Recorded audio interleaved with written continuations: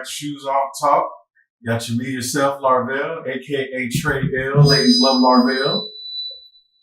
And you know, just like that, the sound said, nope, not today.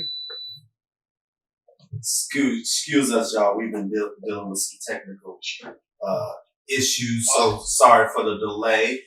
To my right, we have Tim here. Yes, sir. And then to the left, we got Deuce Trey. No, just Trey. Say what's up, Trey. What's up, everybody? Trey. And then on the ones and twos, ones and twos, we have your boy Floyd. What's up? Today is a special program. This program is actually near and dear to my heart because I'm about to introduce somebody that played a significant role in my life as a young airman. When I first went into the military, he and his family adopted me as their own when I was thousands of miles away from my family. And over the years, we don't refer to each other by no other names other than family. So without further ado, I'd like to introduce Walter Ray Allen. If the name sounds familiar, this is Ray Allen's dad. We can call him Jesus Shuttlesworth Sr. Oh, and a little tidbit. Most people don't know that Ray Allen, Ray is not his first name. Ray is actually his middle name. He is actually a junior. It's so crazy, Walt, because all the guys in the studio did not know that. Ray's middle name is Ray, but his full name is Walter Ray Allen, and he is a junior. See, yeah, I didn't even know that. See, get caught up. So we have Walt. Like I said, it's a complete honor to have him. We have him on the show today because I talk to Walt on a regular basis. You know, we talk about life and everything, but I've been on a mission over this last, I want to say maybe 5 or 6 years to learn more about my culture. And it's embarrassing that at 53 that I basically don't know, I didn't know any of my Black history because I relied and put my faith in our public schools and thought that they were teaching us our Black histories. Did y'all feel the same way? It was by design by the victors. You know, that's what it is. Designed by the victors. Yeah. Whoever is the victor writes the history books. So whatever was taught in school, exactly. That's why. And as we got older, we found out that it was all lies. All lies. So that's what I talk to Walt about every chance that I get is I want to, you know, they say you're never too old to learn. And I think the true death in life is when you stop learning. That is the true death. So we're bringing Walt on. I want him to drop some tidbits about our Black history, especially with this, you know, we're a day or two away from Juneteenth. So Walt, enlighten us on some Black history that most people that are Black might not know. Well, how you doing tonight? Everything good? Yes, sir. Yes, sir. First, I want to bring up Happy Father's Day to all fathers out there. Thank you, sir. Same to you. Back when you said that the history was taught, that was because they didn't want you to know the history. If you look back at Black Wall Street, from the governor on down said it happened. And all the Black folks that was, during that time, they were too scared to talk about it. They didn't come out until a documentary done in the early 70s. And that's when they started, people older than, and they started, letting people know what it really happened. So actually, if people would get together with their, elderly, like some people have a 90-year-old or 80-year-old grandparent, talk to them, get sometimes that becomes this. You know, we were sitting over here talking about what you're being taught in school, and I'm sitting there thinking in my head. I mean, they were lucky; they got taught in school. My Black history came from home.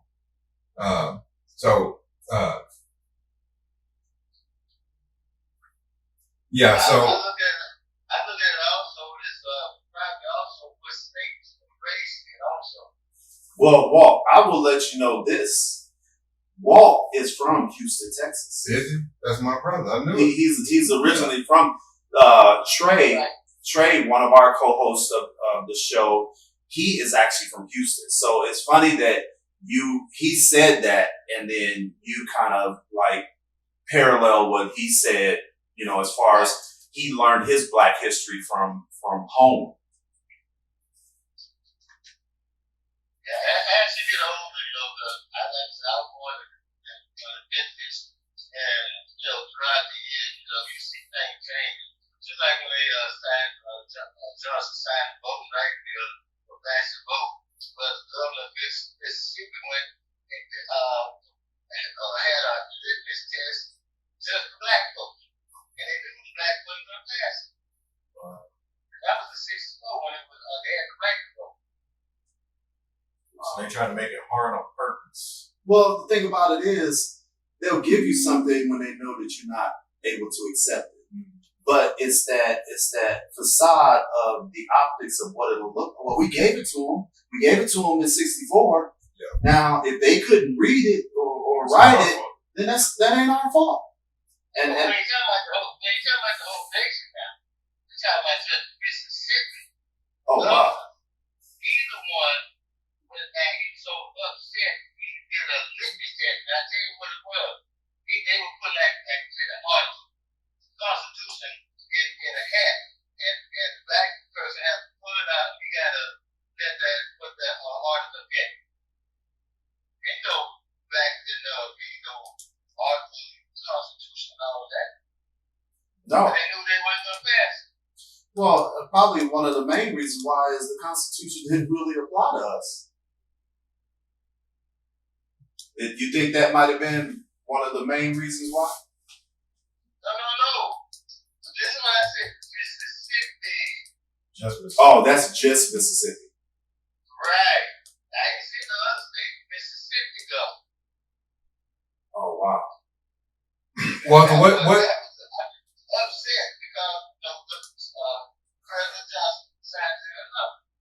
Hey, look, right now it's in the dead in the Senate. They've been passed yet. They're trying to take the voting rights away from blacks. Wow. I saw a shirt today online, and it was talking about Juneteenth, and it said June 19th is when we became free-ish. Not free, free-ish. I think I've seen that too. But they've been from Texas. We didn't find out till 2 years later. 2 years. Yep, that's exactly what we read when we were doing our due That's why diligence. that's why they say Juneteenth. That when down in Texas, it started in Texas. That's where Juneteenth started at.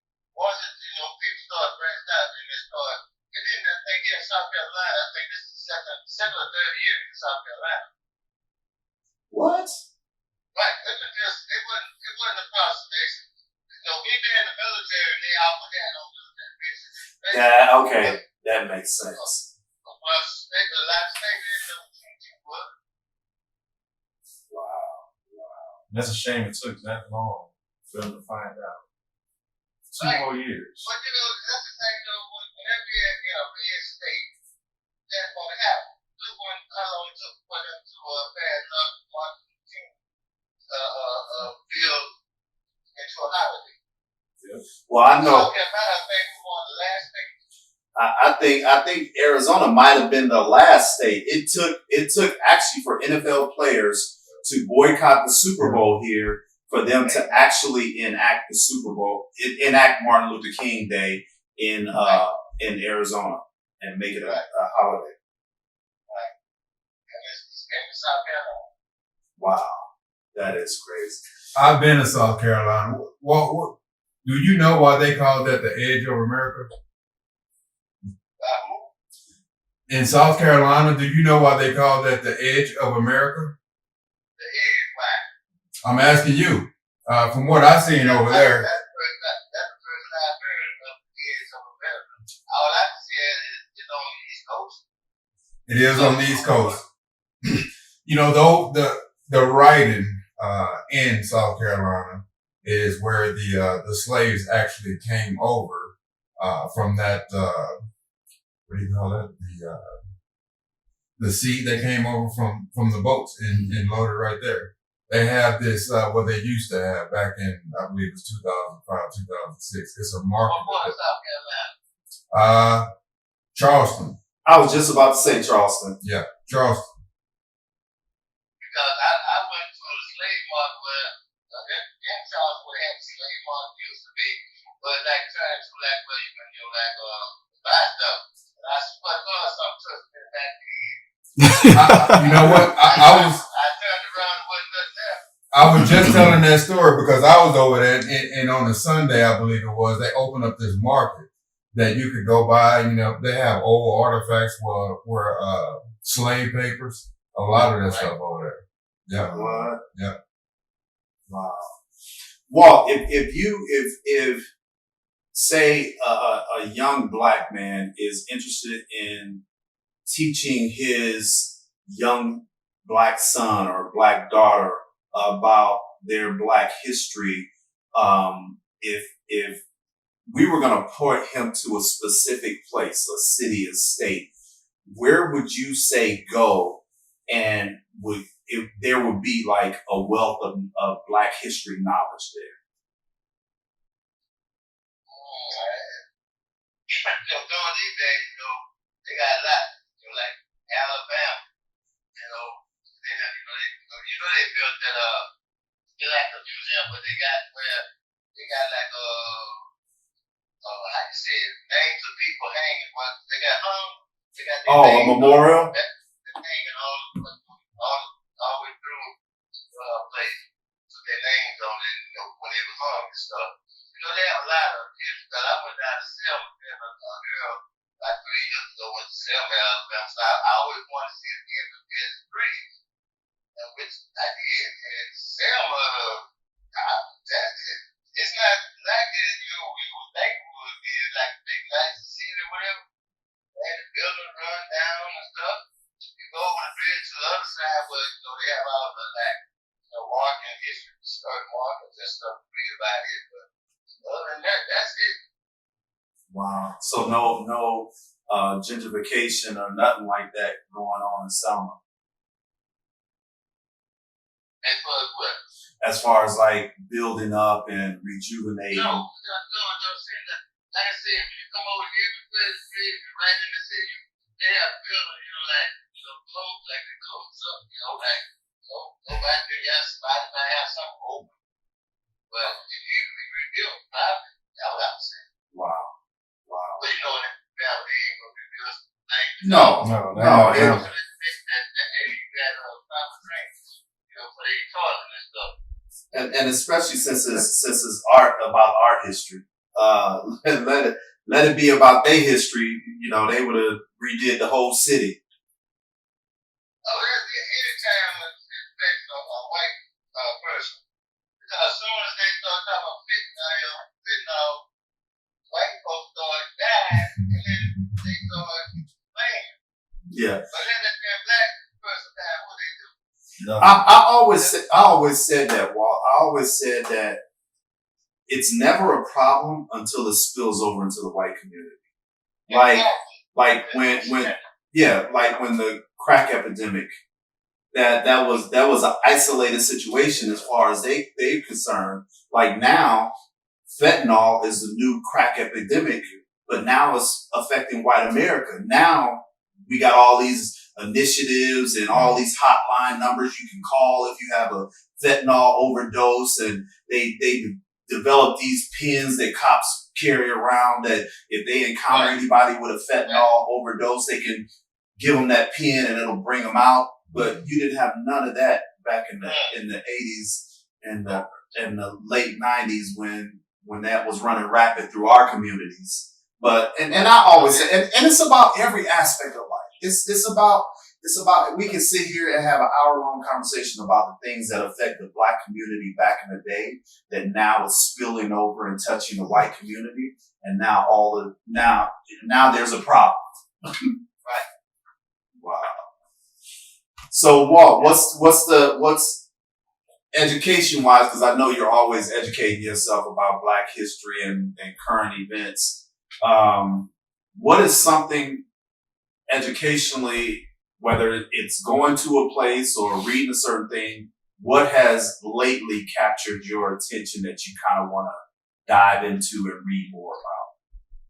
Well, actually, I really done to help you because, like I said, when you had mentioned to me, I told you. All right, Walt, don't put me on blast. We live right now. Don't put me on blast. What I'm talking about is Star Spangled Banner. And see, people, when there was no plans for Star Spangled Banner, and game, football game, cat that when people see it busy. But see, the thing of it is, people don't understand why that's disrespect that the flag and that's how I'm explaining it to you.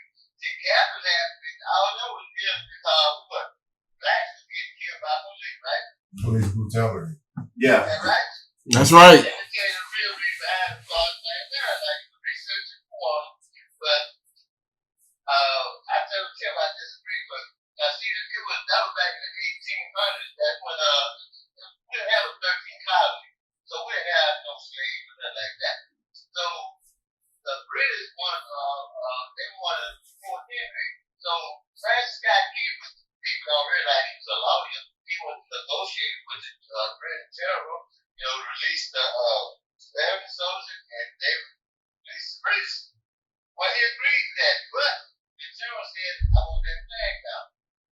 He said, well, sir, he said, well, if it don't come down, you see how them ships had? He had 100 British ships behind him. He said, well, throw that on and our flag down. Once you know what happened, he tried, but when all the people, the soldiers were holding it up, keeping it from falling. You know why? They said they'd rather stand in there. Got it? I never knew that. Never knew that. That's the reason behind the Star Spangled Banner was Francis Scott Key. When they tried to negotiate, when they wanted that flag down, like the British wanted to take over. But the soldiers, even though his head was like tattered and everything, when one died, the other came up and held it up. They held it up, that's why they how they said it in the morning when the flag was still there. The soldiers still holding that flag up because they were understanding people. That's why I'm disrespect. Well, do you think the parallel of that is? I think, to me, and I could be wrong, that there was two different types of kneeling. There's a type of kneeling that, if you talk about it from the biblical standpoint, is kneeling and praying, which shows honor to God. But then there's kneeling that is disrespectful because you're actually kneeling in respect for somebody as a God. So maybe like the British or whatever, we've seen it all in the movies where it's like kneel and kiss the ring. Yeah. And people are like, no, I'd rather die than kneel and kiss your ring. And I'm wondering if that's the two parallels of kneeling. Huh? That's a real answer too. Yeah. And because that's what it sounds like this form of kneeling is for, is for you to acknowledge me. Yeah, for you to acknowledge me as your ruler, as your God. And they're like, no, I'm not kneeling. Like, no, I'm not kneeling. Yeah. But I always say this. I say this, we got, the people that don't look like us, white people, Caucasians, that they put so much honor and respect in a flag, and that flag is not what me and you fought a war for. we fought a war for the people of this country. I know that's my views. I didn't fight for a flag because if we really look at it, people like when you look up disrespect to the flag is only supposed to be waving in the wind or be draped over the casket of a fallen soldier. It's not supposed to be on paper plates. It's not supposed to be worn. You know, it's only supposed to be worn on the uniform of a soldier.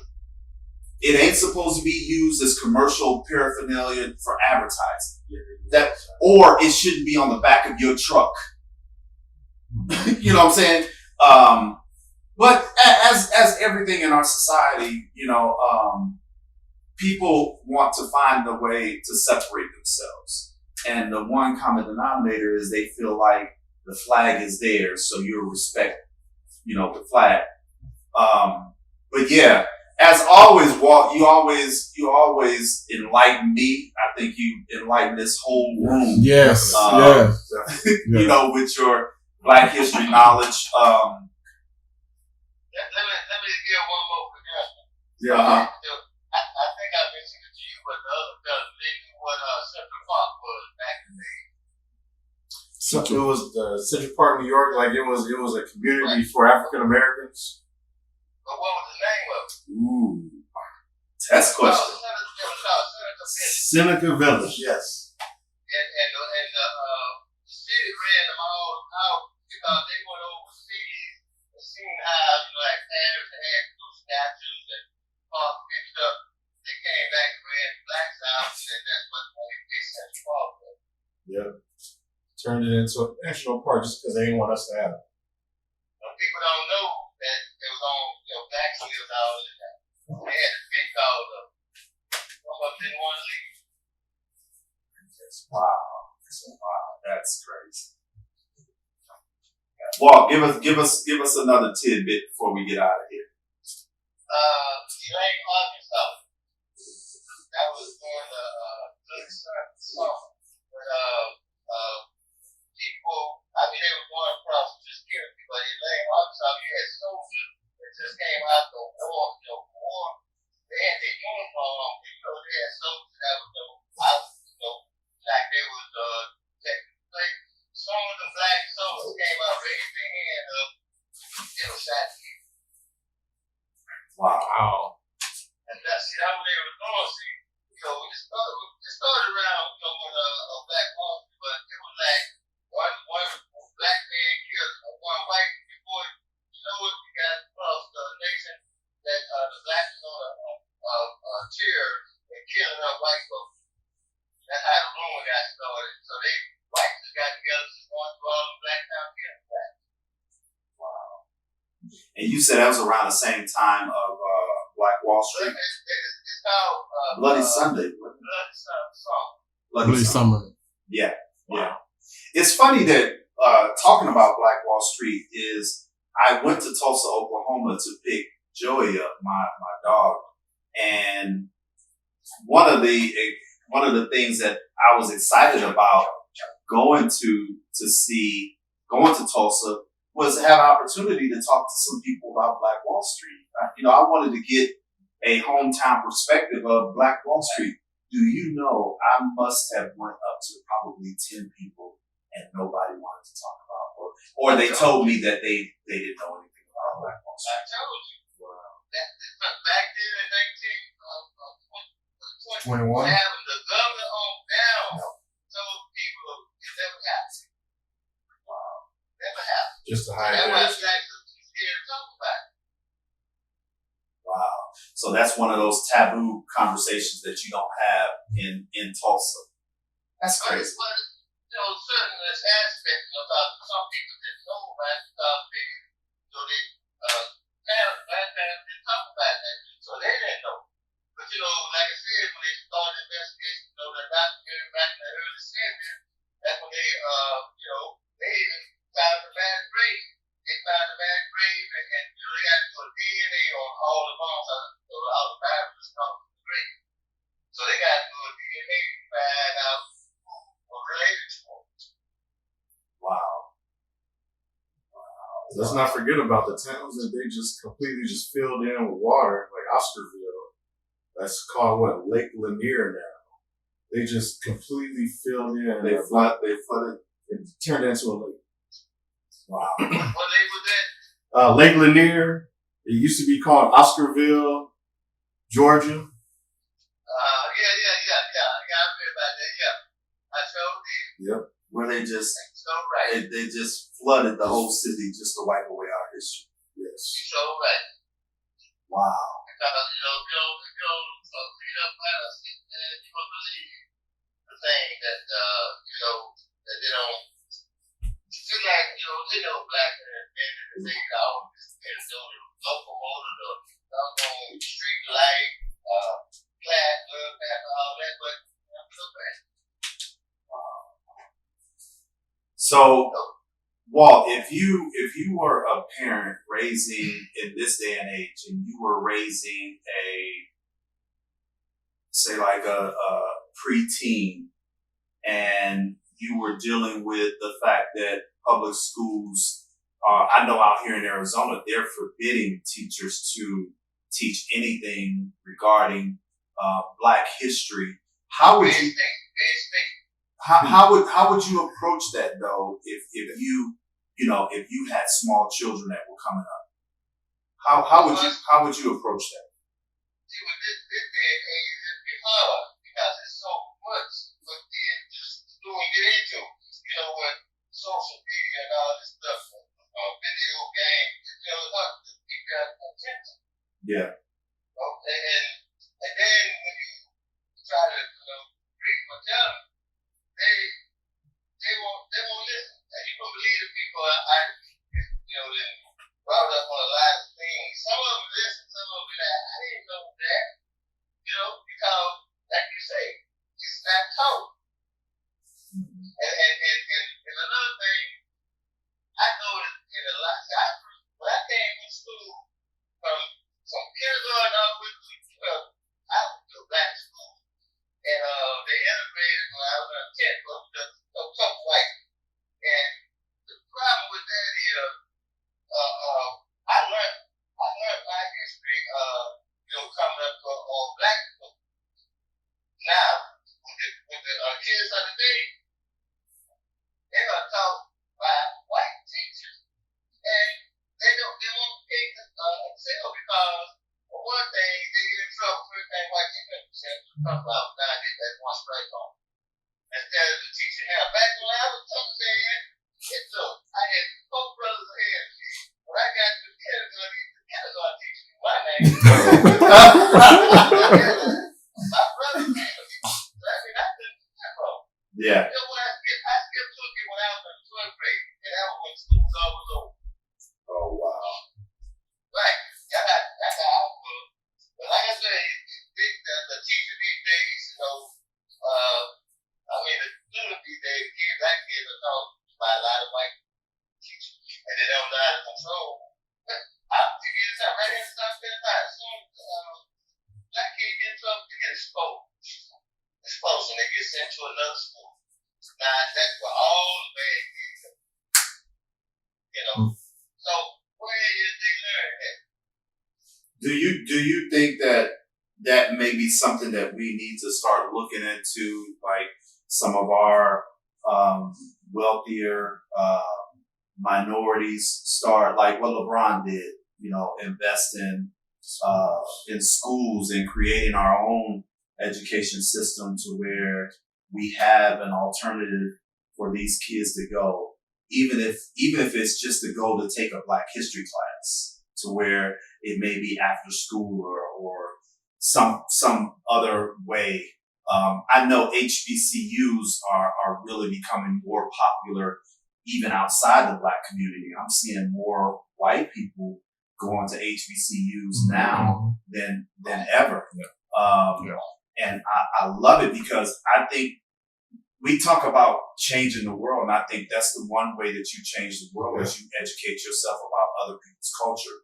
Because once you educate yourself about other people's culture, you don't have to assume why they do things a certain way or why, and then you have that respect level, because the biggest battle And the reason why we create all of this friction between, the communities is just not knowing.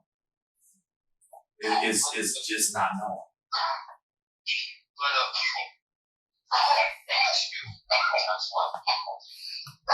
You heard over there, Walt?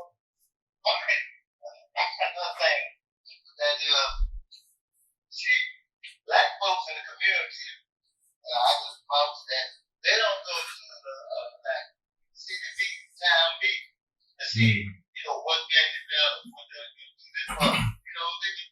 They get voted, but the black on the plan, they didn't know. You gotta attend the meeting.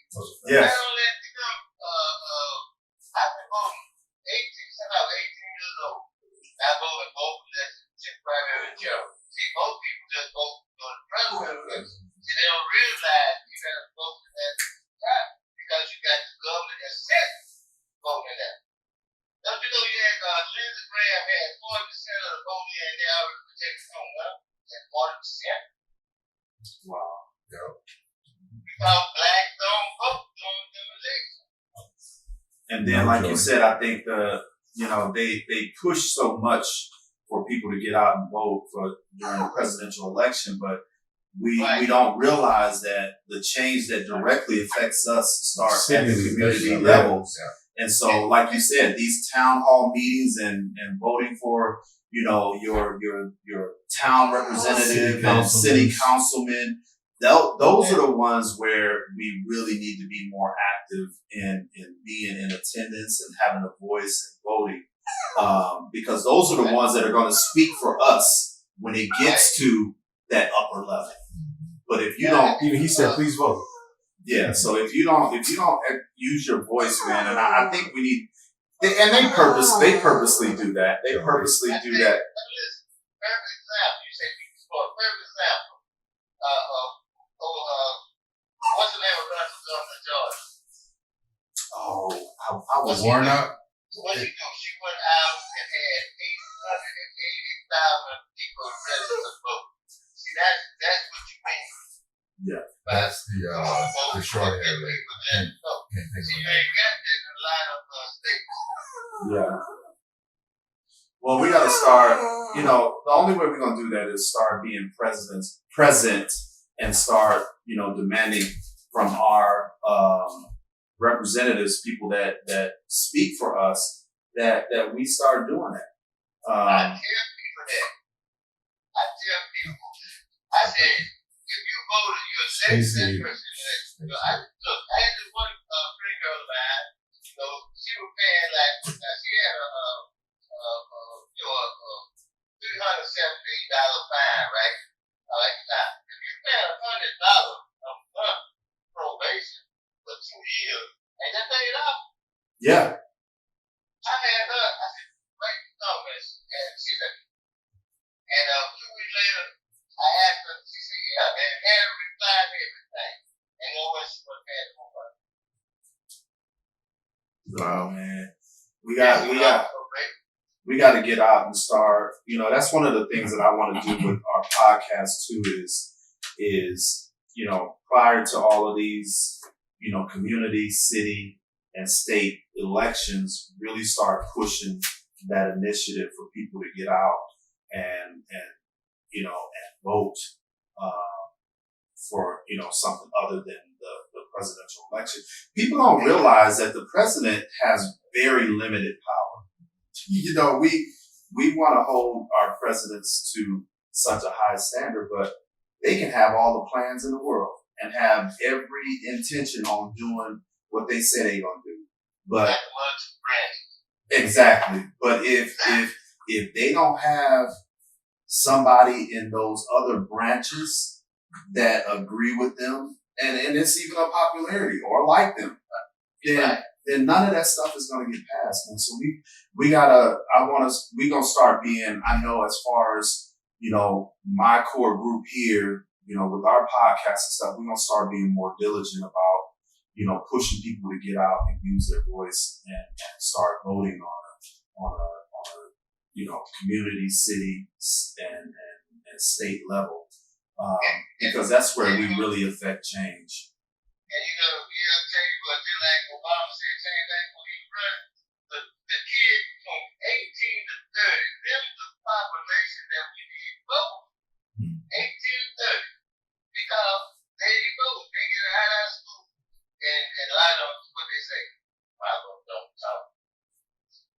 Yeah. You get 2 million people that say that. Exactly. That's 2 million votes. Not only that, 100,000 and somebody lose by 100,000. Yeah. Well, I think we talked about this a little bit the last time on the show, Tim, about how we should praise these kids that are coming up right now because they have been more courageous than our age. Yeah. So I don't want to lose sight of that because they do get out there, they activate. I mean, they do the stuff that we should have been doing. Yeah. Years ago. There's a gap, Walt, between your age group that understood the repercussions of using your voice. Back then, in your day, you risked jail time or death trying to express, your feelings about a certain thing. And I think at my age group, it kind of started fading, and then the age group after me, it just completely went away. And I think with this, and it's one of the things that we were talking about on one of our other shows, is that there's a lot of kids out there that have the desire to want to affect change. We just need to figure out a way to get them the direction, because they're going about it the wrong way. And so, that's what I want to also be more proactive about in the community too, is finding these hungry young men and women that really want to see change and start giving them guidance on how to do it. Because like you said, Walt, that 18 to 30, age range, that's our future. That's the sweet spot. That's our future. And it's the biggest portion of our population right now, especially with, things like COVID and all these different things coming in and just wiping the older age group out of there. And so, when we start these initiatives, well, we're going to be, coming to you for some direction on how to get it going. Let me say one more thing about you talking about the kids. See, you can stay a kid, but they need that support. Yeah. They need that support. See, a lot of kids, when it's up to them, they got single parents, especially single mom, right? That mom got to work. Sometimes they got to work a cat job. Have to have them at night. So the kids, they run wild sometimes. Sometimes they get the grandmama. But a lot of times, it's the single parents. So some of them, don't get me wrong, some of them, they got their kids by the loops. But like I say, you still got them on that. I see it. Yeah. I see it all the time. Yeah.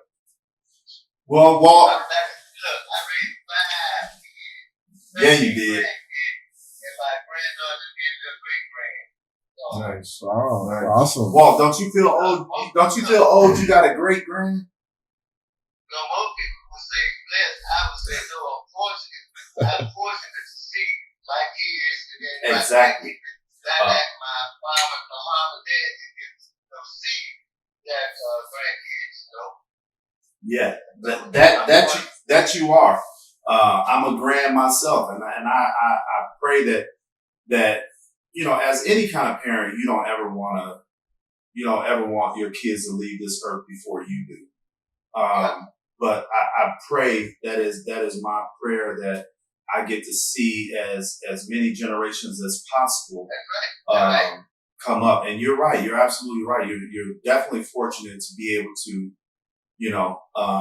that's an anomaly. Not too many people can say I have great. I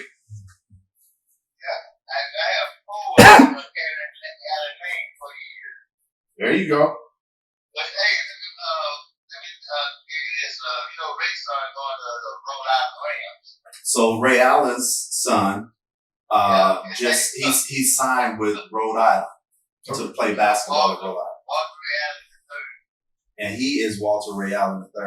Like, you look at this kid, he built like a tight end. Like, built like a tight end. And it's in their genes. Huh? Yeah, Mahomes. He's built just like it. He he don't look like a basketball player. He look like a football player. He's 6'3". But that's innate genes, though. And then Talisha's son, he's on the North Carolina Central. Wow. He gonna be playing football. Her daughter's on the Eastern Carolina. Just athletically, not just athletically, but they have some brilliant people in the Allen family, and I was blessed at a young age to know them and to have God put them in my life. And it's been a heaven sent ever since. Even if time passes and me and Walt or Ray or any of the family talk, it's like we never missed a beat. So I just want to thank you for that, Walt, being there when I needed you guys most, and constantly, even up to this day, being an ear for me to bend. Being able to get life's lessons and knowledge from you is a blessing. So I just want to tell you, thank you. Huh?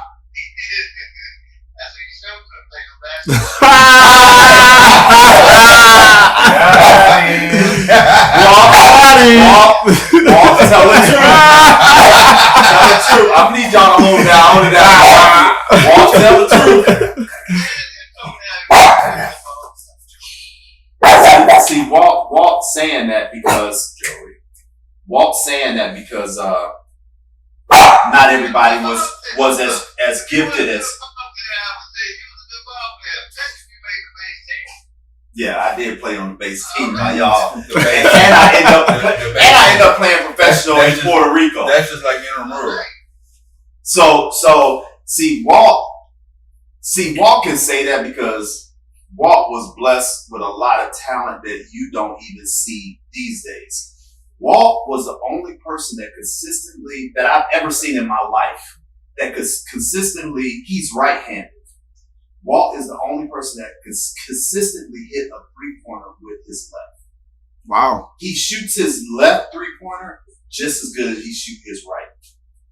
Yes, sir. So I'll take that. I'll take them little jabs from him because not everybody can. You can't jab at me like you. It takes a certain. It's out. Well, You can't hoop. Well, I'm gonna need you to retract that. You got people listening to this, and they gonna make me do more therapy to get back on that basketball court and show them, and I'm gonna end up hurting myself. Walt, you better retract for nothing to show us that you can't hoop. Yeah. Exactly, bro. And at this base, we had some hoopers at this base. Oh yeah. Tell us that now. Yeah, we had 30 some years removed. They had some hoopers at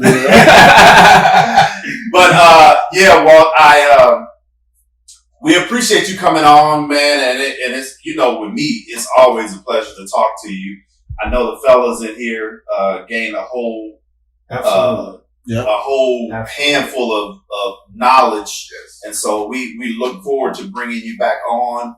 Hopefully next time we can get the video portion of this working. But just want to tell you thank you for coming on Shoes Off Talk. And Yes, thank you so much. have a great Father's Day as well. When my son was in NBA, 18 years old, I was out there. I was there at every game. I was there at all the playoffs, but I didn't show my face. Nobody knew I was there. That's why they always think I was in the move. That move was not, that game was not about his life or my life. And people be saying that, oh, you don't like his dad. A lot of people did think that. A lot of people thought that movie was about Ray's life, and it really wasn't. It really wasn't.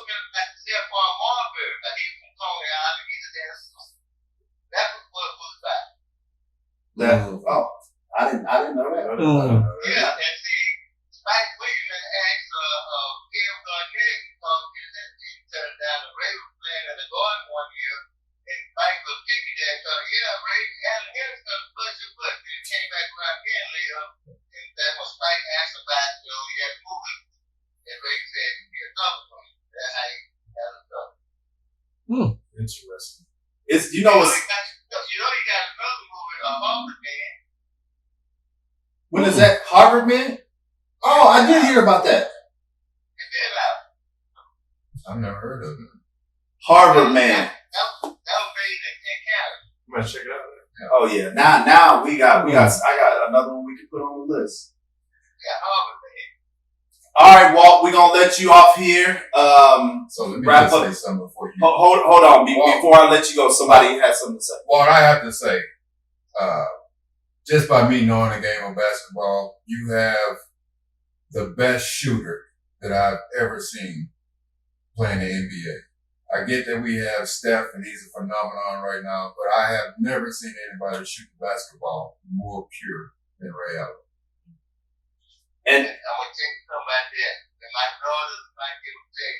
If Ray was a fresh black thing, nobody could touch him. Yeah, and that was the thing. Is like we saw the real. Growing up, we saw the real Ray. Ray would come in the gym and would at what 16, 17-year-old destroy.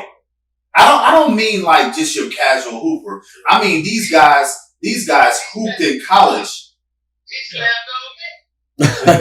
Oh yeah. Hey, he got me too, Walt. Now, since you went on ahead and admitted, I can admit it too. He got me too. Yeah, but Walt said you could hoop though. It's different. And if you go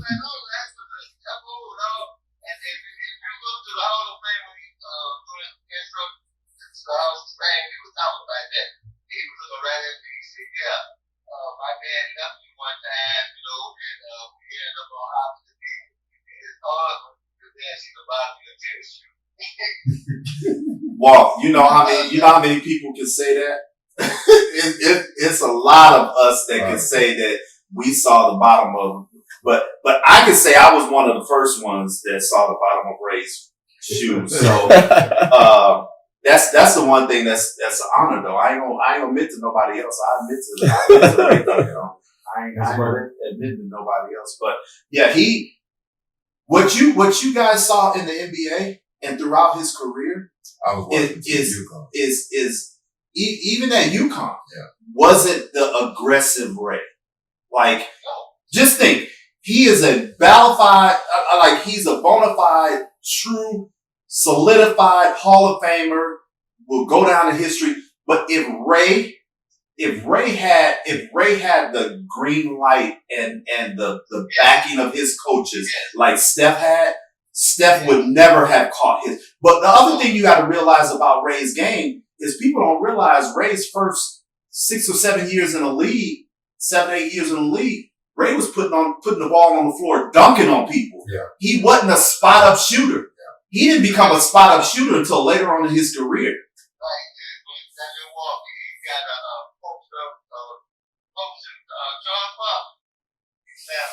He got Yeah. So when I talk basketball and I get them one-off opportunities every now and then to talk to Ray on the phone about basketball, especially when you guys see me posting stuff on Facebook. Like, you get guys on Facebook that just so much of a fan that, like, I actually talk to these guys about what it was like to play with so-and-so, what it was like. So when I'm talking basketball, I'm talking basketball. My feelings ain't involved, and I'm talking basketball because I got it from the goat's mouth, right? You know, so. You know what else I always do when people start bringing my son's name up? And they ask, "How you son?" I said, "John, doing good." They put up. I talk about Mike. I'm gonna talk about all of them excel. Yeah, sure. And most people don't know, like even Walt's girls. Like he has girls that are All-American volleyball players, All-American basketball players. Like that's an athletic family. Like his sister. John should have been in the NFL. John, his older brother. His older brother should have been in the NFL. Like, not just because he's family. Skill wise, he should have been in the NFL. He played football, basketball, soccer, all of them. He was better than all of them. Just a gifted family. Yeah. Like, I ain't never seen it before in my life like that. Like, just gifted. Just gifted. We gonna close this out. Anybody else got anything to say to Mr. Walter Ray Allen? Appreciate the chit chat today. Much information that was not known, we know now. So we appreciate you stopping by with that. And Walt, we're gonna keep you in the loop because this ain't gonna be the last time that we get you on our show. We actually are probably around the 1st of July moving to a new location, so we definitely gonna christen that with a Walter Ray Allen Senior's sighting on the podcast. So we'll keep you informed with that. Once again, we appreciate you.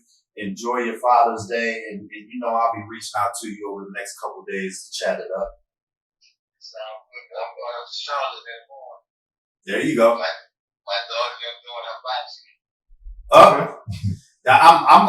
I've been telling Ray that I'm gonna get down to Miami, so I got to get down to Miami here soon. So, but before I go, I'm gonna hit you up and see if I can coach you into meet me down there. I hadn't been down around here yet. I'll be malls and everything. So I got to trip down. All right. You know. I'll let you know. All right, guys, everybody that's tuning and listening in, we appreciate you guys tuning into the show today. Just to give you, Walt, I'm gonna let you go. We're going to kind of give some announcements, but I don't want to hold you up because I know you 3 hours ahead of us. So appreciate you. Thank you, Walt. All love, Walt. Thank you. All right. You All too. right, bye. So before we cut the show out, I'm gonna give it over to Trey. Trey is one of our new family member co-hosts, podcasters. I'm so proud of him and what he has going on with the podcast that he has coming up as well. He's part of the T-Flight Studios. If you guys don't understand what that T-Flight is, that's Tim, Floyd, Lavelle, and Trey. That's how we came up with T-Flight, and that would be the name of the new podcast studios that is coming up. But I'm going to turn the microphone over to Trey so he can tell you a little bit about his podcast. I think that, thank you, Tim. I think that it's significant with all of us coming together around this time, around Juneteenth. Minds coming together, putting some stuff out there, just like you say, for the community. We have a lot of plans coming up, thinking about different ways to involve the community. So thank you guys for letting me be a part of the team.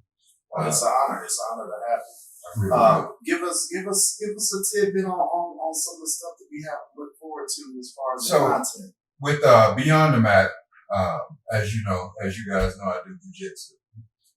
And to do jiu-jitsu or any combat sport, you have to want to do that. Yeah. So you can't just walk in and say, I'm going to try this that day. But you have to want to do that. I have reasons why I started jiu-jitsu, but it's always fascinating because you have doctors, lawyers, all different walks of life coming to one place and spending 2 or 3 hours together. What I want to do is find out that why that a person wants to do that, find out what motivates them, and find out how they can inspire other people. The people that I'm planning on having on the show, they're going to have some substance and they're going to have some information to share. So I'm looking forward to Beyond the Mat podcast, as it will be hopefully dropping early next month. But yeah, just to bring some people in and share their story and kind of put a face to jiu-jitsu, boxing, wrestling, whatever the case may be, allowing people to see the real side. Yeah, I have a added interest in this because I do jiu-jitsu as well, and so I'm very interested in seeing, firsthand, up close, him and his podcast, and the content and stuff. I'm super looking forward to it because I understand that as well. It's like there's a million different whys of why people do jiu-jitsu. Yeah, Floyd, don't you do jiu-jitsu too? Taekwondo. Taekwondo. Floyd does taekwondo. Yeah. my why, just real quickly, my why is I battle PTSD. And so, sometimes it's difficult for me to get centered, especially when it comes to life's challenges. I have a grasp on my PTSD, but I've learned that over the last 2 or 3 years of doing jiu-jitsu, I feel so much better, from doing jiu-jitsu. And one of the initial reasons as well was the fact that I miss being part of a team. With all the surgeries and everything that I've had, I miss that whole team environment. And to me, combat sports creates that team environment that it's hard to find in other places, because you're really dependent on, your partner or your team to put you in situations that, could really injure you. Yeah. So you have to depend on them, that one, you have good instructors, that's going to put you in positions to be successful. So, you definitely, I think individually, you definitely need to understand what your why is before you walk in the door. Yeah. Because if your why is you just want to learn how to fight, you're going to have to check your ego at the door. Yeah. Exactly. Hey, you're going to have to check your ego at the door, because if you go in that door sizing people up and you think that the smallest guy in the gym is inferior to you, nothing coming up. Oh man. Look, and that just, and it ain't just guys. It's women that are in these schools that could put hurt on a lot of men. That's another thing that I wanted to highlight. I'm not going to spoil my guest lineup. But, don't spoil it. I see you get a little excited over there, and you get antsy. You get antsy. We just wanted a little tidbit teaser. But I'll say this about the women female aspect. It's encouraging to see females want to get into a sport that has been historically male dominated. Yeah. And not to throw my lineup out there. Two people in particular, I think, are tough as nails. So it's encouraging to see what they bring to the table and what they see from other females.